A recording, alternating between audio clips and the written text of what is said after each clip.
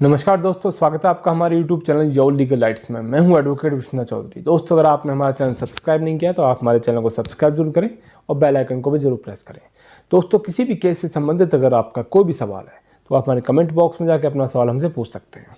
दोस्तों, आज हम बात करेंगे IPC की धारा 406 की, यानी क्रिमिनल ब्रीच ऑफ ट्रस्ट। 405 के अंदर इसकी डेफिनेशन दी गई है और पनिशमेंट का प्रोविज़न 406 में है। अगर मुकदमा दर्ज होगा तो IPC की धारा 406 के अंदर होगा, यानी क्रिमिनल ब्रीच ऑफ ट्रस्ट, यानी punishment of criminal breach of trust के अंदर होगा। अब दोस्तों, ये क्रिमिनल ब्रीच ऑफ ट्रस्ट होता क्या है? यानी विश्वास जमा के धोखाधड़ी करना। अब किस तरह का विश्वास जमा के? मान लीजिए ये ज़मीन है। इस ज़मीन को एक व्यक्ति मुझे भी इसकी रजिस्ट्री कर देता है, फुल एंड फाइनल का एग्रीमेंट कर देता है मेरे नाम भी, और किसी और के नाम भी कर सकता है जो मेरे साइड में बैठा हुआ है। यानी इस प्रॉपर्टी को उसने दो लोगों को बेच दिया।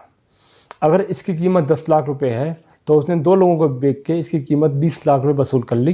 किस तरीके से? विश्वास जमा के, यानी क्रिमिनल ब्रीच ऑफ ट्रस्ट करके। यानी एक एग्रीमेंट मुझे कर दिया, एक एग्रीमेंट किसी और को कर दिया। अगर जिसके पहला, अगर जब मैं उससे कहता हूँ भाई चल इसके रजिस्ट्री करा दे, तो कहता है जी अभी टाइम नहीं है, बाद में करा लेना, मैं कर दूंगा रजिस्ट्री। और दूसरा भी कहता है जी मेरी रजिस्ट्री करा दो।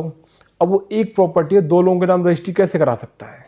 तो अगर बाई चांस किसी को पहले वाले को पता लगता है या पहला वाला उस ज़मीन पे कब्जा लेने के लिए जाता है कि भाई मेरे तो फुल एंड फाइनल का एग्रीमेंट है, मैं तो चारदीवारी करूँगा जाके प्लॉट की, वो भी पहुँच जाता है, दूसरा भी। अब दोनों पहुँचते, दोनों के पास है एग्रीमेंट कि तो मैंने खरीद रखा, वो कहता है मैंने खरीद रखा है। लेकिन जो अब मालिक है उसका, जो एक्चुअल मालिक जिसने बेचा है, अब उसने क्या काम किया है? उसने क्रिमिनल ब्रीच ऑफ ट्रस्ट का काम किया है, यानी धोखाधड़ी करके पैसे की ठगी करी है।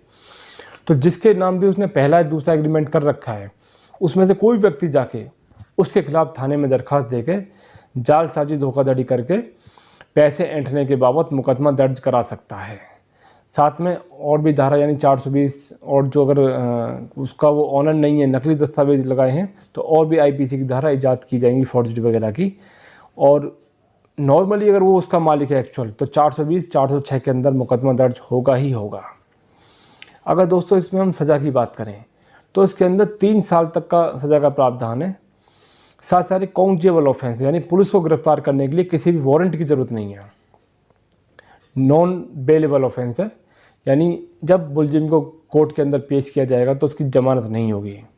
साथ साथ लोअर ट्रायल मुकदमा है और कंपाउंडेबल ऑफेंस है, यानी जिसके साथ चीटिंग हुई है वो उनके पैसे लौटा कर, यानी जिस तरह भी आपस में इनका समझौता हो, तो ये मुकदमे को ख़त्म किया जा सकता है। यानी कंपाउंडेबल है, यानी इसको समझौता योग्य है, ख़त्म हो जाएगा मुकदमा अगर दोनों के बीच में राजीनामा हो जाता है। आशा करते हैं दोस्तों हमारे द्वारा दी गई जानकारी आपके काम आएगी। फिर एक नई जानकारी के साथ आपसे दोबारा मुलाकात होगी। तब तक के लिए नमस्कार, धन्यवाद।